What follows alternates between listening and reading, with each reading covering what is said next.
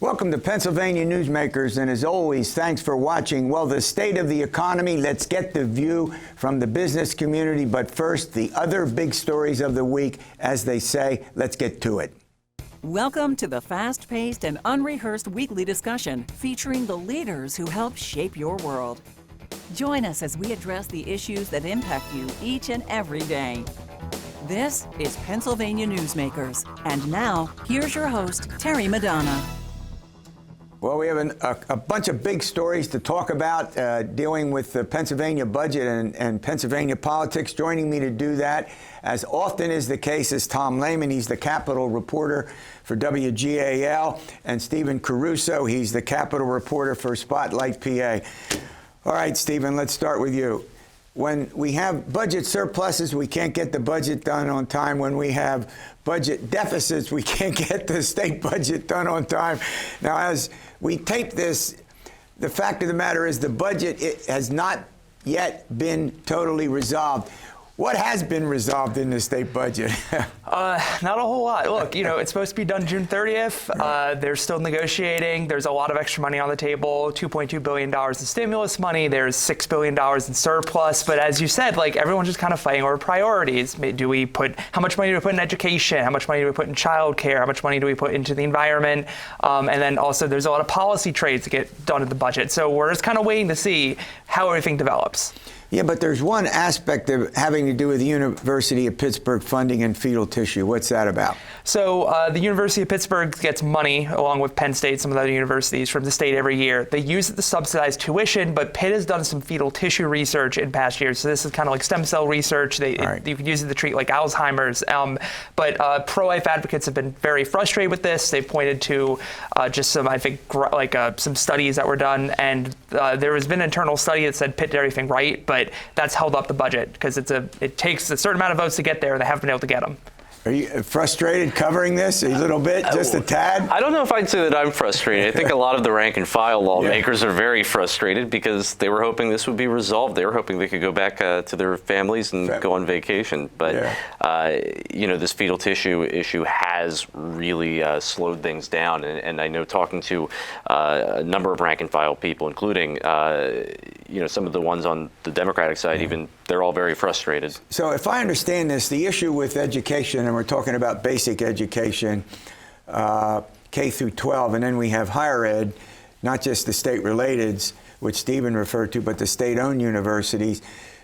It looks like it's not the question of will they get additional revenues. The question is how much additional revenues will they get. Is that correct? Yeah, I think that's one major sticking point right now. I know that heading into, at least today, the number that I had heard as far as public education and new spending would be somewhere around $850 million. The governor asked for a lot more than that. Right. He's not going to get that, but it's interesting to see how that number has moved over the last couple of weeks, and it's certainly one of those issues that still hasn't quite been resolved yet. Even Senate Republicans put out a statement where they said that, negotiations, which look fine, are deteriorating as of this morning. So, where we're going, and they put it on the number, where that number is going to end up, it's hard to say at this point. Yeah, I mean, one of the other issues which I think Democrats and Republicans agree on is lowering the corporate net income tax 9.99%, if I got that correct.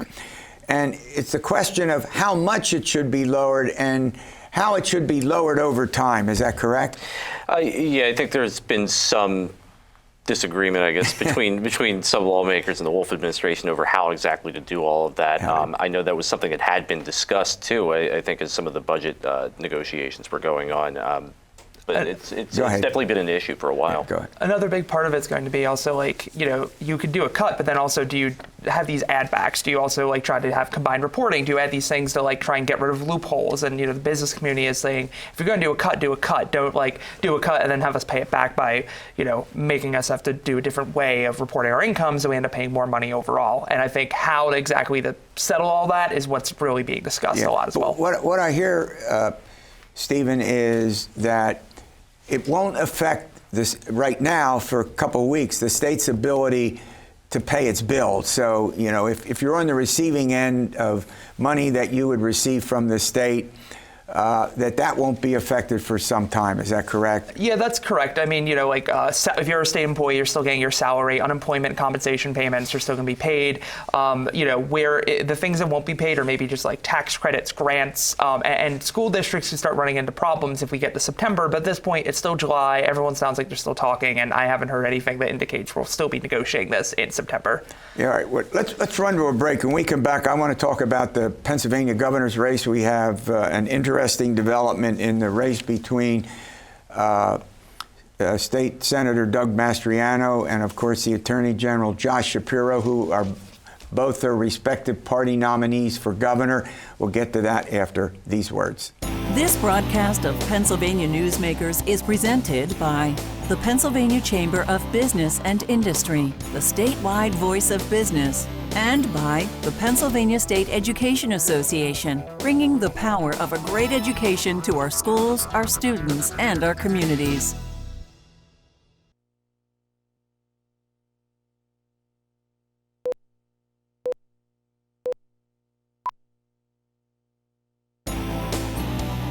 This broadcast of Pennsylvania Newsmakers is brought to you by the Pennsylvania Highway Information Association, the go-to source to learn about transportation projects and issues. Please visit pahighwayinfo.org. And by the Pennsylvania Manufacturers Association. Business in Pennsylvania is our business. Obviously, we're going to talk about the governor's race between now and the November general election, a big contest between Doug Mastriano, who's a state senator from Franklin County, and Josh Shapiro. Mastriano is the Republican nominee. Josh Shapiro, the current attorney general, is the Democratic Party's nominee for governor. All right, Tom Lehman, there was some interesting developments this week. Yeah.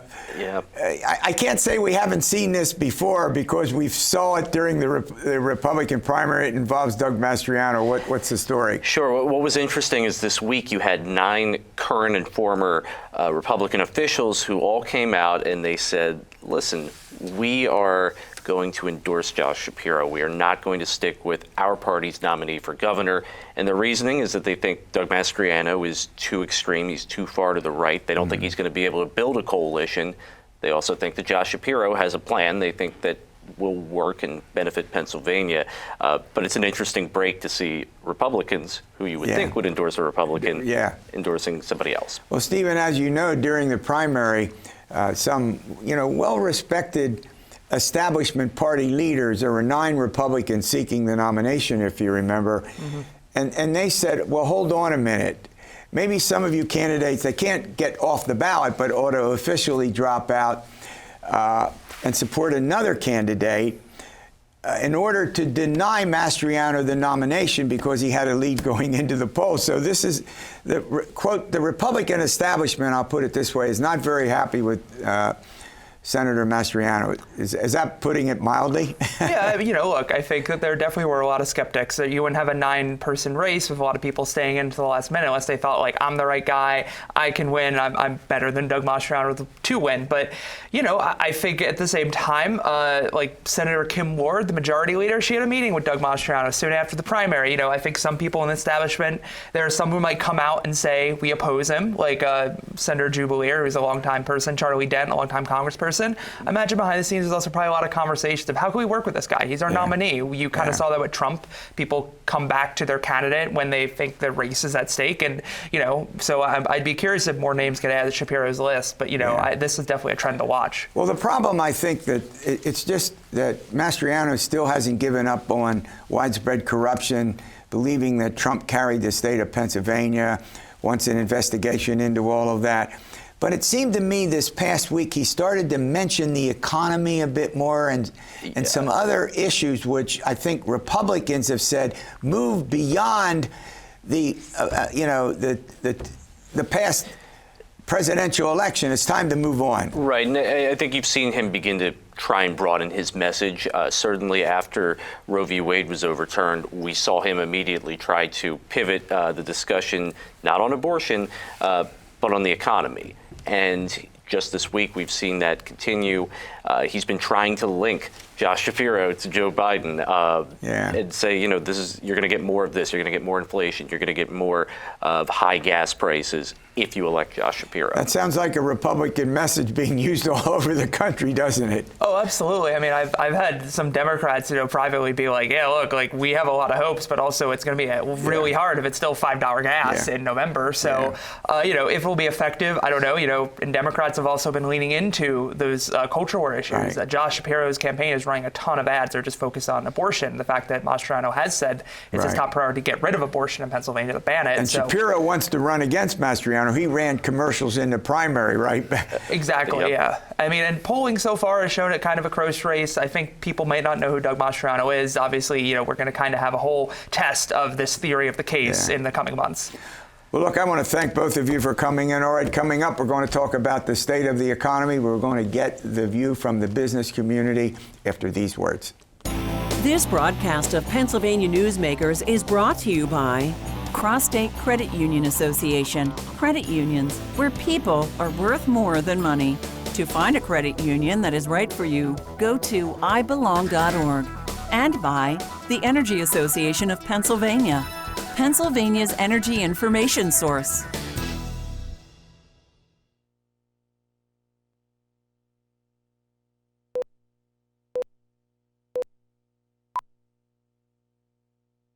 This broadcast of Pennsylvania Newsmakers is brought to you by the Association of Pennsylvania State College and University Faculties, representing the faculty and coaches who are devoted to providing quality public higher education for Pennsylvania's college students. Well, David Taylor, he's the president and CEO of the Pennsylvania Manufacturers Association, joins me. We're going to get the business point of view. And David, thanks for, on the economy, thanks for joining me. I'll tell you something. In my humble judgment, the problem with the economy right now is that it hits people directly where they live. You go fill up your gas tank. You go to the store and you want to buy essentials, prices up. If you can find what you want, and then we have the child forum. I mean, the problems don't end, and there doesn't seem to be any relief in sight. Well, sadly, that's so. The economy is now in recession, that we've had 2 consecutive quarters of economic contraction. Inflation is on the march. The supply chain problems continue. The workforce crisis continues. Business confidence is very low. Consumer confidence is at a 50-year low. And that rising energy prices really drive all of this, because every step of production requires energy. And as those prices rise, everything else gets more expensive as well. Yeah, and it seems to, I mean, here's the criticism I hear, that the federal government, obviously led by President Biden, isn't doing anything to assist the increase in the production of petroleum and natural gas. And let's say we want to move towards renewables. That's a long-term goal. But now we have, as you accurately point out, a recession. We have to get through this recession before we can even begin to think about, the long-term problems with the climate. Well, or am I wrong about that? No. See, the Biden administration has said that they want to see the elimination of fossil fuels within 10 years. At the same time, we need new infrastructure like refineries, where the investor can't get return on those assets in less than 20 years. So this is why no one's willing to front the money to expand capacity, because they're being told that they're going to be put out of business in 10 years. So we really need the Biden administration to drop all of this foolishness in suppressing domestic energy production, and to recognize the fact, and it is a fact, that our society is going to continue to need energy from all of these different sources for an indefinite period of time.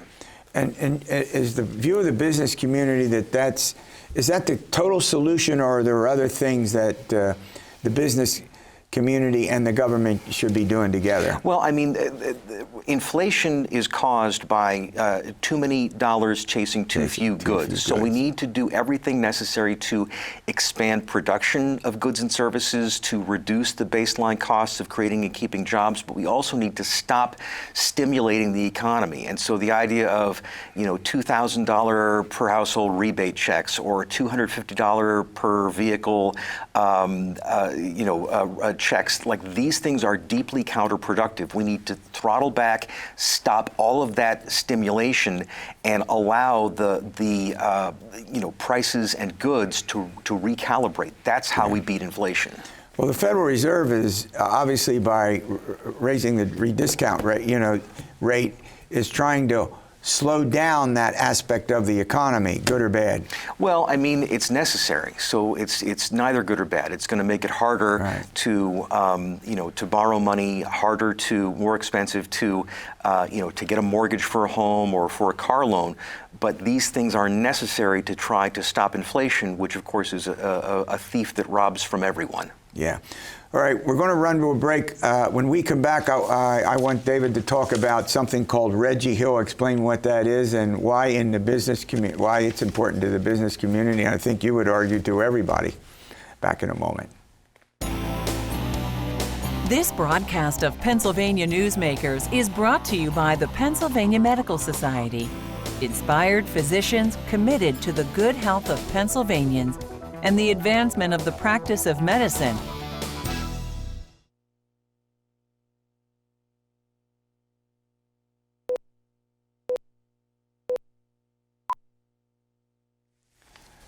All right, I'm chatting with David Taylor. He's the president and CEO of the Pennsylvania Manufacturers Association. We're getting the view from the business community on a variety of things. All right, Reggie, capital R, capital G, capital G, capital I. Yes. What does that stand for and why is it important? Yes, well, it's the Regional Greenhouse Gas Initiative, and it's a multi-state compact wherein the members of that compact impose a tax on electricity generation based on the carbon that's emitted by the producers. Now, Governor Wolf has forced Pennsylvania into this compact not only without the approval of the General Assembly, but actually over the objections of Pennsylvania's lawmakers. The tax went into effect on July 1st, and that a suit has been filed against the administration in Commonwealth Court by the power plants that will be destroyed, put out of business by this new tax, and the unions representing the employees who work at those plants. PMA has filed a friend of the court brief in support of that lawsuit, along with the PA Chamber, NFIB Pennsylvania, and the Industrial Energy Consumer Groups, and that we are asking the Commonwealth Court to issue an injunction, meaning that they would stop the application of this tax while the case is being heard. Now, just to interrupt you, as we tape this, we don't have a decision yet, but we could have a decision before it's any moment? Yeah, we are waiting on a ruling by the court on 2 points. We want them to issue an injunction stopping the tax, which they may or may not do. And then furthermore, we're waiting for the case to be heard and for a judgment to be rendered about the case. And we argue that the tax is unconstitutional because the taxing power belongs exclusively to the legislative branch, and that the governor claims he can do this administratively, which is not so. Administratively, they can apply a fee, which is a charge to cover the administration of a program. But when you're collecting monies well in excess of paying the costs of the program, that constitutes a tax, and that's unconstitutional. Now, in Pennsylvania, essentially, that's an effort to get us to move away from coal and natural gas. Is that one way to look at it? Well, I mean, yes, that's the intent of the people who are pushing this. But at the same time, these plants are in compliance with all existing regulations. And furthermore, the U.S. Supreme Court, in the recent case of West Virginia versus EPA, ruled that the 2015 Obama Clean Power Plan was unconstitutional because the EPA did not have congressional authority to issue those rulings. That 2015 Obama rule put many power plants out of business. And so this, Reggie, is essentially the same thing, but worse. Look, 52% of Pennsylvania electricity comes from gas-fired plants.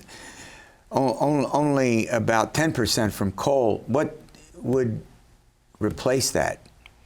Well, if those coal-fired power plants are put out of business, Pennsylvania will have to buy electricity from elsewhere. I guess there are new plants going online or planning to go online in Ohio and West Virginia.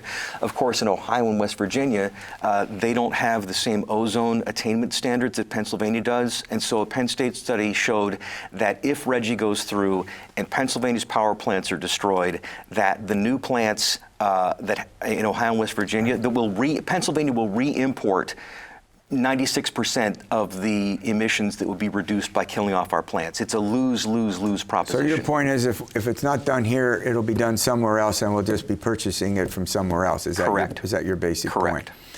All right. On another aspect of this, if you don't win in the Commonwealth Court, I think we know where it goes next. Up to the Supreme Court, you think? Will this get appealed to the Supreme Court?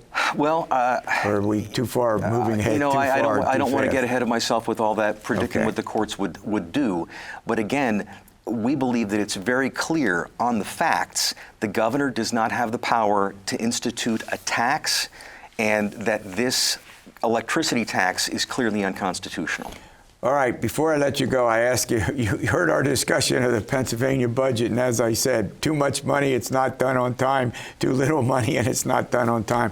What's your general sense about this? Well, I mean, there are two really important things. Number one, Pennsylvania has a structural deficit, which means that our annual costs increase faster than our the organic growth of our economy increases, and that's because of outlays for the care of our senior citizens. 85 and up is our fastest growing demographic. Dollars that are spent in this year's budget will be expected to be spent in next year's budget. So it's very important in the flush times to hold the line on spending. The other thing is that there is in play a reduction of Pennsylvania's very high 9.99 corporate net income tax. And that I want to emphasize for the viewers the difference between tax rates and tax collections. We want the economy to grow. Having this very high tax rate scares people off, it suffocates growth, it scares away investment, and by having a lower, more competitive rate, we can help the economy to expand, and as a result, in time, we'll have greater collections. And so reducing that burdensome rate and freeing up private capital for investment is going to make Pennsylvania stronger. Yeah, we have less than a minute left, but it seems like Democrats and Republicans are in agreement on it. It's getting the specifics of how much the rate should be reduced and we expect this will be a phase down, much like the capital stock and franchise tax phase out. So if it happens, it'll happen over a long series of years, which means that the business community will have to be vigilant to fight every year to get each degree of reduction so that the phase down isn't knocked off course. Yeah. Well, look, as always, I want to thank you for coming in for the update. It's an important one. All right, we'll see you next week for another edition of Pennsylvania Newsmakers, and as always, stay well.